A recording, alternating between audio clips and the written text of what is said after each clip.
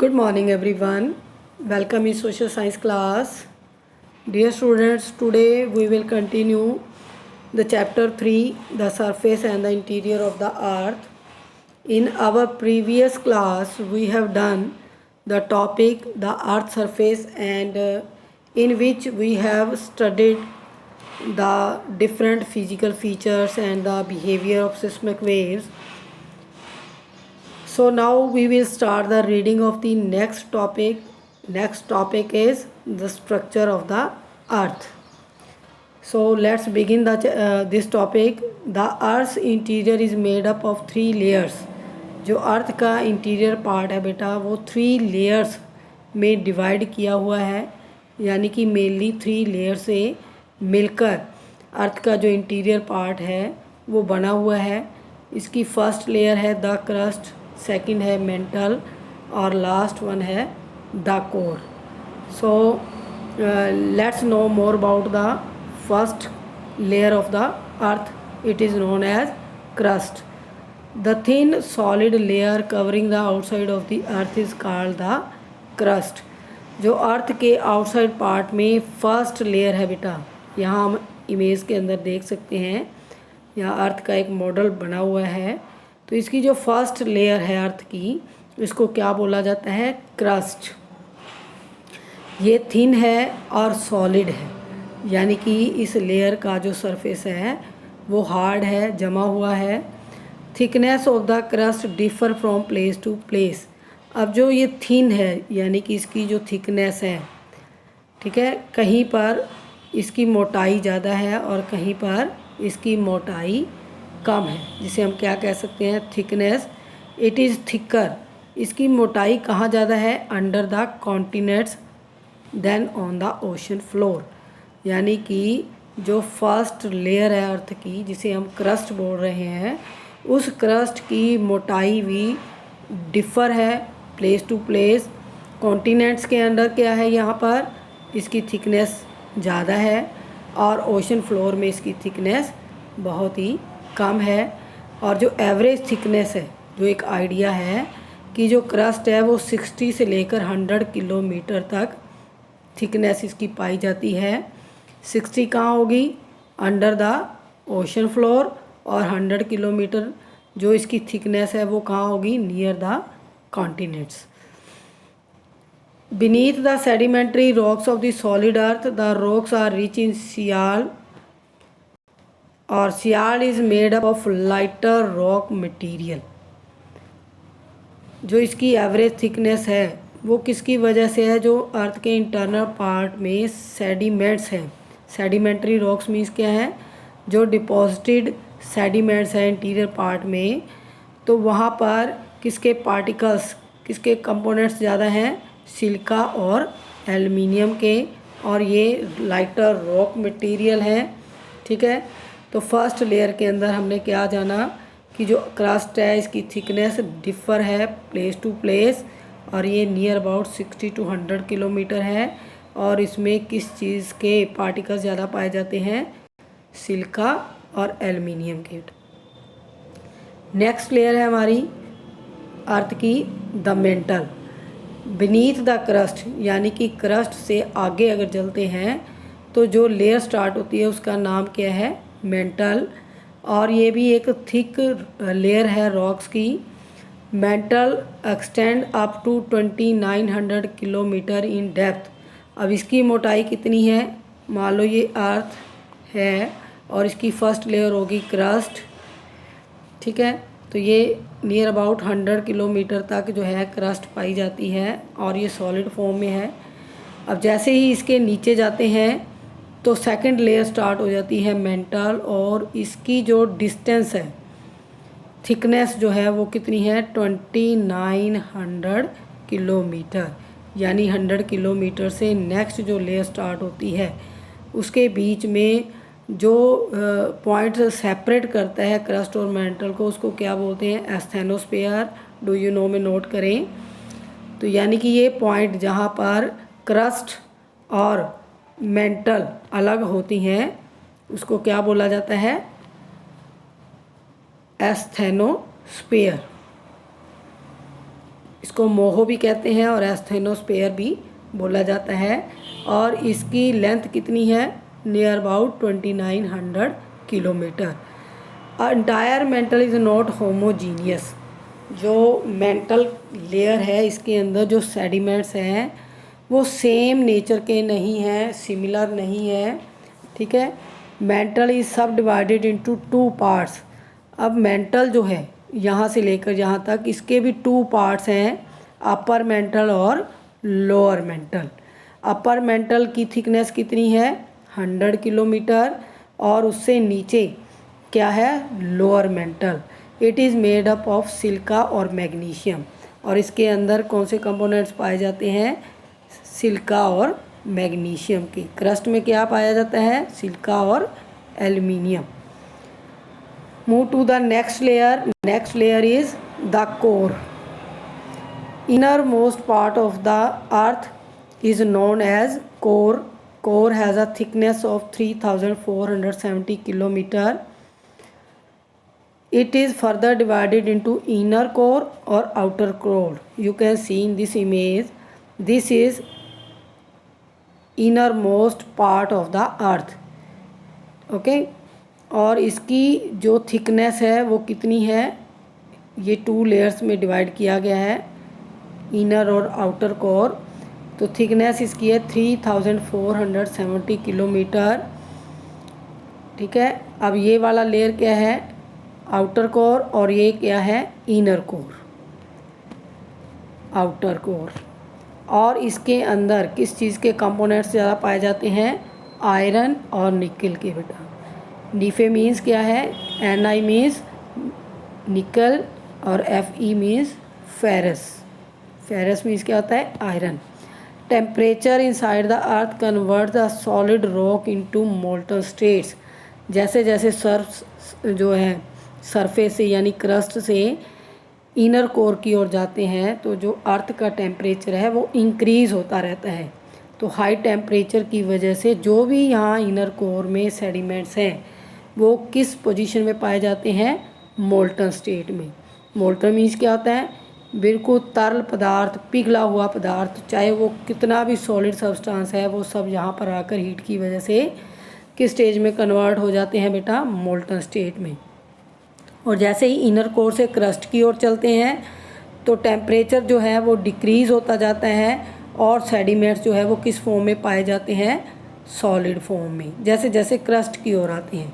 लेकिन यहाँ तक जो लोअर मेंटल तक का मोस्टली सेडिमेंट है वो मोल्टन स्टेट में ही है, क्योंकि वो किसके नज़दीक है, इनर कोर के पास।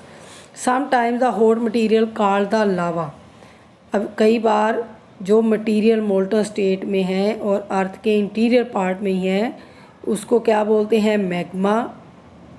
ओके, और यही मटेरियल जब सरफेस पर आ जाता है और यहाँ पर आकर कलेक्ट होता है इसको बोलते हैं लावा। नोट करेंगे इसको, always keep in your mind. Internal part में सेडिमेंट्स को क्या बोला जाता है, मैग्मा, और आउटसाइड पार्ट पर यानी कि सरफेस के ऊपर अगर ये मैग्मा आ जाता है तो उसका नाम बदल जाता है, उसको क्या बोलते हैं, लावा। कम्स आउट थ्रू क्रैक्स और जॉइंट्स। और ये कैसे आता है, अर्थक्वेक से तो शेकिंग होती है बेटा, क्योंकि जो स्टीम है वो मूव करती है और जो स्टीम अर्थ सरफेस के साथ हिट होती है, टकरा जाती है, तो वहाँ पर शेकिंग हो जाती है। लेकिन अगर वो शेकिंग बहुत ज़्यादा है, हाई लेवल पर है, तब वो क्रैक्स करके यानी कि उस सरफेस को फाड़ कर उसके अंदर जॉइंट्स के अंदर से वो मटेरियल बाहर आ जाता है स्टीम के साथ, तो तब वो क्या बनता है, lava. When the molten material comes out through beneath a sea floor. अगर यही लावा सी फ्लोर में आता है तो वहाँ पर वो वहीं सी के अंदर ही जम जाता है, कूल हो जाता है और एक नया सी फ्लोर बना देता है। और इसके अलावा अगर वही सेडिमेंट्स, ठीक है, वेव्स के थ्रू या स्टीम के थ्रू जॉइंट्स से बाहर आ जाते हैं सरफेस पर, तो वो क्या करते हैं, डिपॉजिट होते हैं सरफेस के ऊपर और माउंटेन और प्लेट्यूज की फॉर्मेशन उन्हीं से होती है। तो हमने इस चैप्टर के अंदर भी यही डिस्कस किया है कि जो स्ट्रक्चर है अर्थ का वो किसकी वजह से बना है, जो सेडिमेंट्स हैं इंटरनल पार्ट में, उनकी वजह से या अर्थक्वेक की वजह से फिजिकल फीचर्स में चेंज आता रहता है। अब इसमें 2 फिगर्स दी हुई हैं। दूसरी फिगर में देखो, ये एक पार्ट दिखाया हुआ है अर्थ के इंटीरियर पार्ट में, ये कोर पॉइंट हो गया, इसको बोलते हैं इनर कोर, और उससे ऊपर वाली लेयर आउटर कोर। फिर नेक्स्ट है मेंटल। मेंटल के भी 2 पार्ट्स थे, लोअर मेंटल, ठीक है, और अपर मेंटल, और सबसे ऊपर क्या हो गया, क्रस्ट। क्रस्ट के ऊपर देखो ओशंस भी हैं और लैंड एरिया भी है। अगर लावा जो यहाँ से जो है क्रैक्स बनाकर बाहर आ जाता है तो माउंटेन या प्लेट्यू की फॉर्म में चेंज हो जाता है। बेटा प्लेट्यू जो है सबसे पहले क्या बनते हैं, माउंटेन्स ही बनते हैं। तो माउंटेन्स के ऊपर वेदरिंग होती है, हैवी रेन है या विंड है, उससे ये जो माउंटेन्स का अपर पार्ट है वो क्या होता है, टूट जाता है, ब्रेक हो जाता है, और उसकी वजह से वो दूसरी जगह पर जाकर जम जाता है। तो ये फॉर्मेशन जो सिस्टम चलता रहता है, इसको हम फील कर सकते हैं कि इनकी जो है स्ट्रक्चर में चेंजेस आ रहे हैं। तो अगर तो ये आता है उस स्थान पर जहाँ पर लैंड पार्ट है तो वहाँ बनाता है ये माउंटेन्स, और माउंटेन के बाद क्या बनते हैं, प्लेट्यूज, ठीक है। इसी तरह अगर वो ओशन फ्लोर में आता है, यहाँ पर आ जाता है, ये मटेरियल जो है लिक्विड फॉर्म में सरफेस पर आता है, लेकिन उसके ऊपर क्या है, वाटर है, तो यहाँ बाहर आकर वो सी फ्लोर जो है यानी कि समुंदर की तह में ही वो जम जाता है, और वहाँ पर क्या बनाता है, एक नया सी फ्लोर बनाता है। तो इस तरीके से इनका जो है स्ट्रक्चर वो चेंज होता रहता है, माउंटेन और प्लेट्यूज। नेक्स्ट टॉपिक है हमारा अर्थ। अब क्या इसके बारे में पढ़ेंगे, ट्रेजर ऑफ रॉक मटेरियल, कि जो अर्थ का सरफेस है उसके ऊपर किस चीज़ का भंडार है, किस चीज़ का ट्रेजर है, बेटा रॉक मटेरियल्स का। अब रॉक मटेरियल क्या होता है, what is rock, it is a naturally occurring solid substance made up of mixture of minerals. Rocks जो है, चट्टानें जो हैं, शैलें हैं, या जिसे हम मिट्टी भी कह सकते हैं, तो जो रॉक्स हैं वो हार्ड में भी होती हैं और सॉफ्ट पार्टिकल्स में भी होती हैं। तो वो नेचुरली अकरिंग है, यानी कि उनकी फॉर्मेशन नेचुरली है। सॉलिड सब्सटेंस किसकी वजह से हुआ है, क्योंकि इसमें बहुत सारे मिनरल्स पाए जाते हैं। All rocks are not hard, they can as hard as granite and as soft as clay और चॉक। तो रॉक्स जो हैं वो नेचुरली अकरिंग है, सब्सटेंस हैं, तो उस सब्सटेंस में हार्ड पार्टिकल्स भी हो सकते हैं और सॉफ्ट भी हो सकते हैं। हार्ड कितने हैं, जैसे ग्रेनाइट है, और सॉफ्ट कितने हो सकते हैं, जैसे क्ले और चॉक हैं। They are found in different shape, sizes and colours. There are variety of rocks found on the earth crust. अब ये जो मटेरियल है, मोल्टन मटेरियल, जो डिफरेंट शेप्स में, कलर्स में हमें दिखाई देता है, तो वो किसकी वजह से है, जो उसके अंदर मिनरल्स पाए जाते हैं। Geologist have classified the rocks into 3 large groups. Geologist ने जैसे 3 लेयर्स में डिवाइड किया था अर्थ सरफेस, अर्थ के स्ट्रक्चर को, वैसे ही रॉक्स को भी 3 कैटेगरी में डिवाइड किया है। और ये 3 कैटेगरीज़ क्या हैं, फर्स्ट है इग्नियस, सेकंड है सेडिमेंट्री, और थर्ड है मेटामॉर्फिक रॉक्स। अब इग्नियस रॉक्स जो हैं हम इस इमेज के थ्रू पहले समझ सकते हैं, फिर इसकी रीडिंग में हम जानेंगे कि इसके अंदर क्या है। यहाँ पर आपको एक मैग्मा चैम्बर दिखाई दे रहा है, ये मैग्मा चैम्बर, यानी कि इनर कोर में ये जो येलो पार्ट है ये सारा सेडिमेंट किस में है, मोल्टन स्टेट में। बेटा जो भी मटेरियल है, चाहे हार्ड सब्सटेंस है चाहे सॉफ्ट सब्सटेंस है, सब किस फॉर्म में पाए जाते हैं, लिक्विड फॉर्म में। और जैसे ही ये लिक्विड फॉर्म सरफेस की ओर आने की कोशिश करती है, कि आपको पता है जो भी गर्म मटेरियल है या स्टीम है वो ऊपर की ओर आती है, ठीक है, धुआं आपने देखा होगा वो हमेशा ऊपर की ओर राइज होता है। तो ऐसे ही ये जो गर्म मटेरियल है, जो सेडिमेंट है, वो अर्थ सरफेस की ओर आने की कोशिश करता है। और रास्ते में क्या है, इसकी 3 लेयर्स हमने पढ़ी थी, ये इनर कोर हो गया, ये मेंटल हो गया और ये क्रस्ट हो गया। तो इन लेयर्स के अंदर क्या है, प्लेट्स हैं।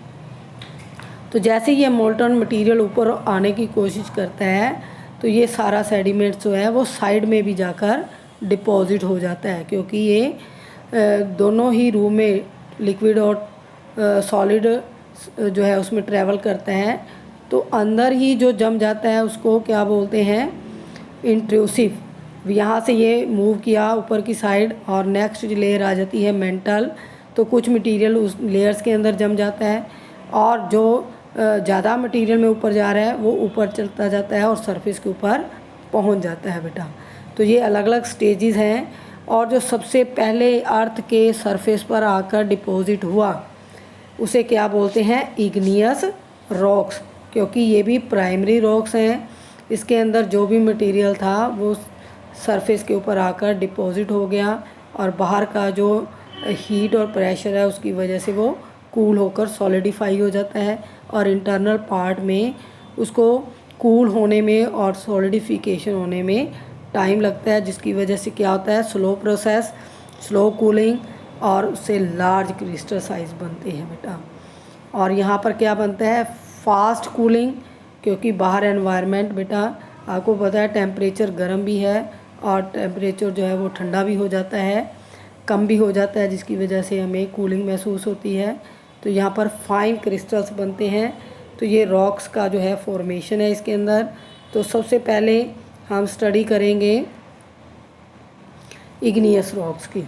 The word igneous means coming out of fire. Igneous का मतलब ये होता है कि आग से निकला हुआ material. Thus the igneous rocks are form due to intensive heat और pressure where molten materials called magma comes out and solidifies over the earth surface as lava. हमने इमेज में समझा कि जो मैग्मा चैम्बर है वहाँ पर जो मैग्मा सरफेस के ऊपर आ जाता है हीट और प्रेशर की वजह से वो सॉलिडिफाई होता है और लावा की फॉर्म में बाहर जम जाता है। कूलिंग और solidification of magma can take place inside the earth. और कुछ मटेरियल अर्थ के इनसाइड में भी जम जाता है और उसे बोलते हैं इंट्रूसिव इग्नियस रॉक्स। जो अर्थ के अंदर ही रह गया, लेयर्स के अंदर जम गया, उसको बोलते हैं इंट्रूसिव। और उन लेयर्स के अंदर क्या होता है, प्रेशर भी होता है और हीट भी होती है और वो मटेरियल किस फॉर्म में चेंज हो जाता है, granite. It cools over the earth surface, it forms extrusive igneous rocks. और जो मटेरियल अर्थ सरफेस पर पहुंच जाता है जिसे हम लावा बोलते हैं उसे क्या बोलते हैं, एक्सट्रूसिव इग्नियस रॉक्स। इसका एग्जांपल है basalt. Size of the minerals crystals present in rock depend on the rate of cooling. अब इसका जो साइज़ है, जैसे हमने ग्रेनाइट का एग्जांपल पढ़ा जो अर्थ के इंटीरियर पार्ट में ही प्लेट्स के अंदर बनता है। तो ग्रेनाइट जो मार्बल है हम अपने घरों में यूज़ करते हैं, तो कितने बड़े साइज़ में वो लेयर्स आती हैं। तो वो जो साइज़ है वो किस पे डिपेंड करता है, उसकी कूलिंग स्टेज पर, कि उसको टाइम लग रहा है तो उसके क्रिस्टल बड़े होंगे, अगर जल्दी से बन रहा है तो क्रिस्टल जो है फाइन होंगे और साइज़ भी उनका स्मॉल होगा। In general slow cooling inside the earth results in large crystals. Igneous rocks are called primary rocks as they were found first over the earth surface. तो इग्नियस रॉक्स को primary rocks भी बोलते हैं क्योंकि सबसे पहले अर्थ पर आकर डिपॉजिट होती हैं ये। नेक्स्ट है, since their formation igneous rocks are subjected to weathering और डेन्यूडेशंस। ये दोनों फॉर्म भी हमने सेकंड चैप्टर में रीड की थी, वेदरिंग और डेन्यूडेशंस। वेदरिंग मीन्स क्या होता है बेटा, breaking the rocks into smaller particles. और डेन्यूडेशंस क्या होता है, ग्रेजुअल वियरिंग और carrying away the particles. Weathering से जो रॉक प्राइमरी रॉक है, इग्नियस रॉक्स है, उसका जो भी मटेरियल है वो ब्रेक होकर, टूटकर या हवा के साथ उड़कर डिपॉजिट होता है किसी दूसरी जगह पर। और इसी तरह डेन्यूडेशन जो है प्रोसेस है वियरिंग और कैरिंग, यानी कि टूटे हुए मटेरियल को अपने साथ बहाकर और हवा में उड़ाकर ले जाना ओवर द ईयर्स। तो ये प्रोसेस चलती रहती है और ये एजेंट्स हैं ग्रेडेशन के, जिसे कहते हैं हम ग्रेडेशन के। ग्रेडेशन क्या होता है, टूटना, यानी कि रॉक्स का, और उसको टूटे हुए मटेरियल को अलग अलग जगह पर डिपॉजिट करना क्या कहलाता है? Denudations. Continuous action of these agents on rocks break them into small rocks piece that are carried by rivers. अब रिवर के द्वारा भी ये कैरिड यानी कि ले जाए जा सकते हैं टूटे हुए मटेरियल। तो रिवर क्या करती है, जहाँ जहाँ से वो फ्लो करती है तो रास्ते का जितना भी सेडिमेंट है वो अपने साथ ही भाग कर ले जाती है और फिर इसको डिपॉजिट करती है रिवर बेड्स और सी बेड्स के अंदर। दी डिपॉजिट्स आर कॉल्ड सेडिमेंट्स और विच फॉर्म लेयर्स।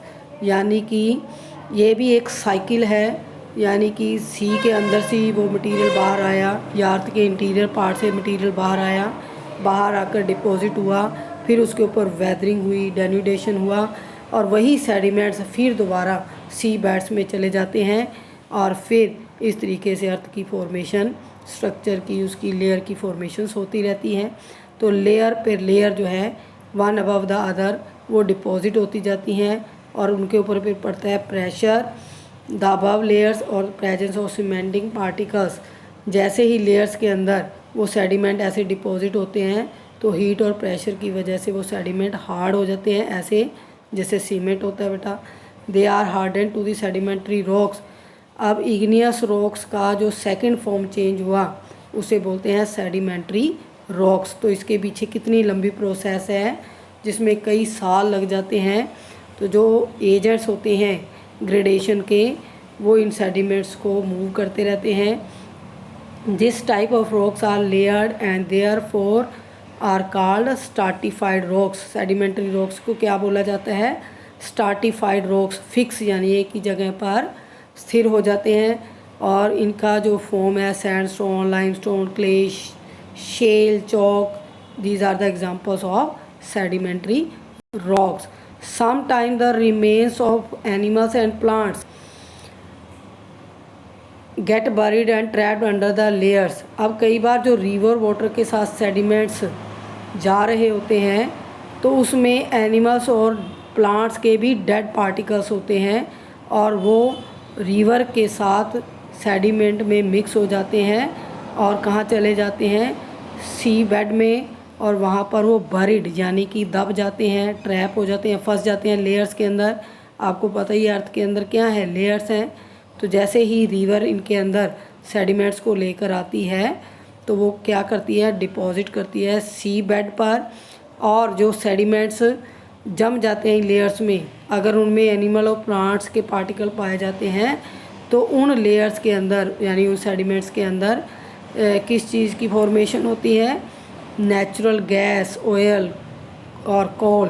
तो ये जो एनर्जी सोर्सेज हैं ये हमें उन लेयर्स में पाए मिलते हैं। That is why they are called fossil fuels. अब जिस सेडिमेंट के अंदर डेड पार्टिकल्स हैं एनिमल्स और प्लांट्स के, वहाँ पर जो भी मटेरियल बनता है उसको बोलते हैं फॉसिल्स फ्यूल।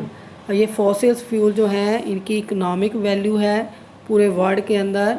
जिस भी कंट्रीज़ के पास फॉसिल फ्यूल ज़्यादा होते हैं तो उनके पास एनर्जी के सोर्सेज भी ज़्यादा हैं और वो इकोनॉमिकली रिच होते हैं। ठीक है, उनके पास टेक्नोलॉजी होती है और उस एनर्जी को वो अपने यूज़ के लिए कन्वर्ट करते हैं। Rocks which originally are igneous और sedimentary in nature get change in character और appearance due to the heat and pressures. अब जो रॉक्स हैं, जो इग्नियस और सेडिमेंट्री दोनों जो रॉक्स हैं, फिर उनका जो रूप या उनका जो करैक्टर है, उनकी जो अपीयरेंस है वो चेंज होती है। किसकी वजह से? हीट और प्रेशर की वजह से। तो जो एक न्यू फॉर्म बनती है उसे बोलते हैं मेटामॉर्फिक रॉक। यानी फर्स्ट रॉक होगी इग्नियस, ठीक है, इग्नियस से क्या बना? सेडिमेंट्री, और सेडिमेंट्री रॉक्स से क्या बन गया? मेटामॉर्फिक। तो ये तीनों जो रॉक्स हैं इनकी फॉर्मेशन किसकी वजह से होती है? हीट और प्रेशर की वजह से। For instance granite is igneous but change into metamorphic. यानी कि इग्नियस में जो ग्रेनाइट पाया जाता है क्योंकि लेयर्स के अंदर वो ट्रैप होकर हीट प्रेशर की वजह से सेडिमेंट हार्ड पार्टिकल में चेंज हो जाते हैं और धीरे धीरे जब उन पे वेदरिंग और डेन्यूडेशन होती है तो वो एक नई फॉर्म में आ जाते हैं जिसे बोलते हैं मेटामॉर्फिक। अब ग्रेनाइट से जो उसका रूप बदला तो वो क्या बन गया, नीस। ऐसे ही लाइमस्टोन जो सेडिमेंट्री रॉक है, और जब वो थर्ड रॉक में कन्वर्ट होगा तो वो क्या बन जाएगा, मार्बल। ठीक है। और सिमिलरली शेल में be transfers by great pressure into slate. ऐसे ही जो शेल है उसके ऊपर हीट और प्रेशर की वजह से वो क्या बन जाता है, हार्ड पार्टिकल स्लेट। तो ये एक साइकिल है, जैसे हमने रेन साइकिल पढ़ा था, ठीक है, क्लास 6 में।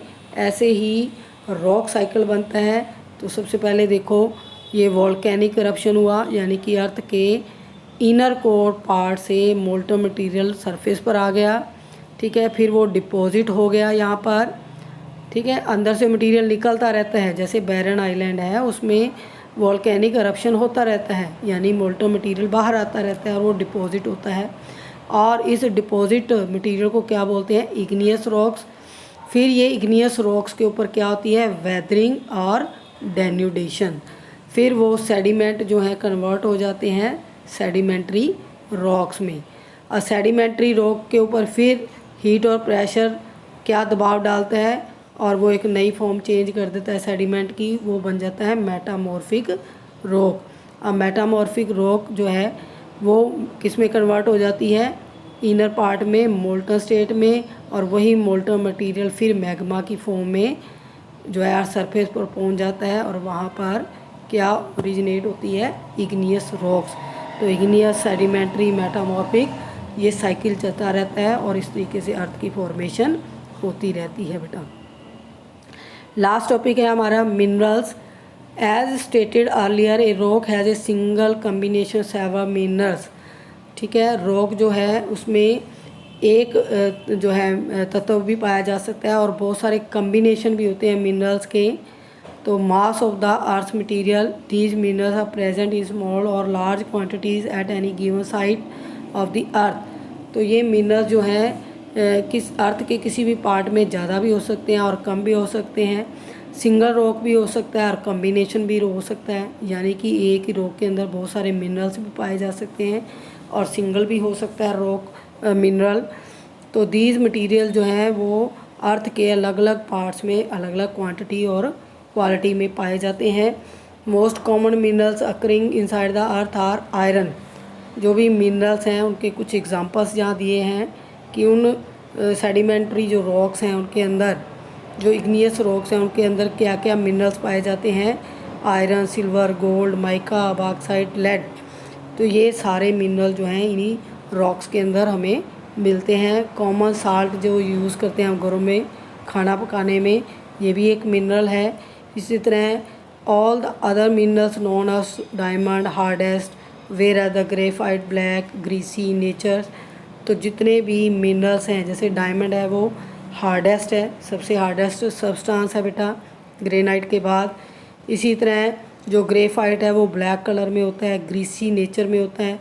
तो अलग अलग इनका कलर है, शेप है, इनकी फीचर्स हैं। सॉफ्टेस्ट मिनरल क्या है बेटा, minerals are identify on the basis of their colour, hardness और लसर।